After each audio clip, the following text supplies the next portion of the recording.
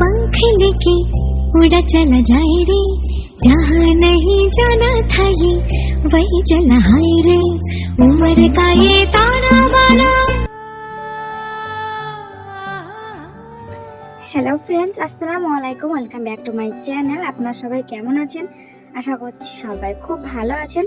তো আমরা আল্লাহর রহমতে খুব ভালো আছি। সো আজকে আমি ভাবলাম ডিমের হালুয়া বানাবো। তো আমি ডিমের হালুয়া আজকে এত কোনো সময় বানাইনি, তো আমি এটা প্রথমবারই বানাচ্ছি। তো ভাবলাম আপনাদের সঙ্গে শেয়ার করি। তো আমি রেসিপিটা মায়ের কাছ থেকে জেনে নিয়েছি, তো তারপরে বানাচ্ছি। তো দেখা যাক কেমন হয়, আমি খুব এক্সাইটেড।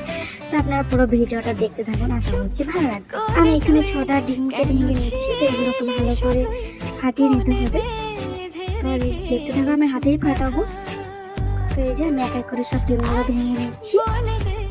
সব বাধা কাটি রাঙিয়ে বসন্ত বেলা, বলতে চেয়েছি হয়ে মরেছি, আড়ালে তোকে কত দেখেছি, বলছে আকাশ।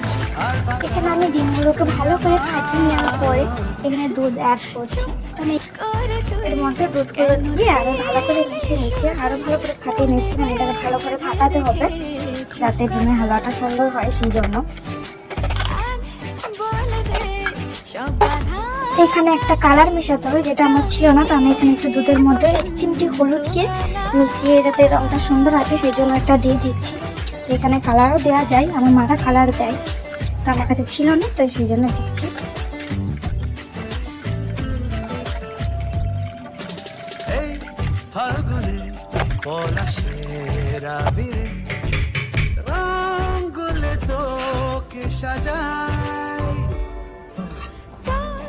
এই যে আমি এবার কড়াইয়ের মধ্যে ডিমের এটা দিয়ে দিচ্ছি, মিশ্রণটা আমাদের দিয়ে দিচ্ছি। তো এটা অনবরত নাড়তে হবে, না হলে তলাতে দলা বেঁধে যাবে।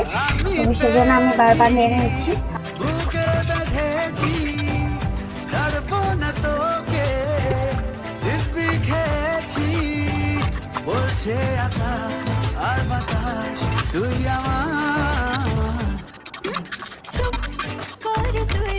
এখানে আমি একটু এলাচ আর তেজপাতা দিয়ে দিয়েছি।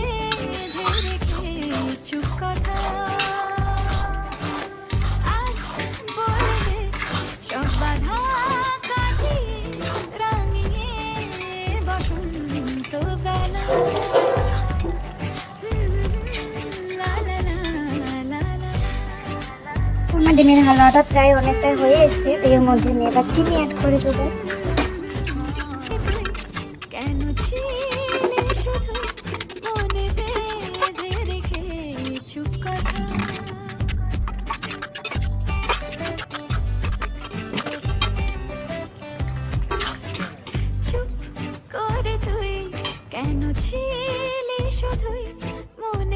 এবার আমি এর মধ্যে ঘি অ্যাড করলাম।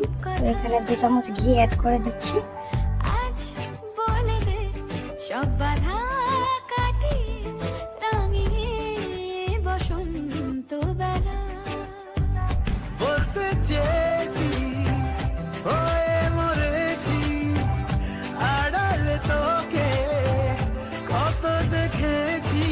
ফাইনালি আমার ডিমের হালুয়া রেডি। তো আপনারা কমেন্টে জানাবেন কেমন হয়েছে। আর যদি আমার ভিডিওটা ভালো লাগে তো লাইক, কমেন্ট, শেয়ার করবেন। আর অবশ্যই আমার চ্যানেলটা সাবস্ক্রাইব করবেন।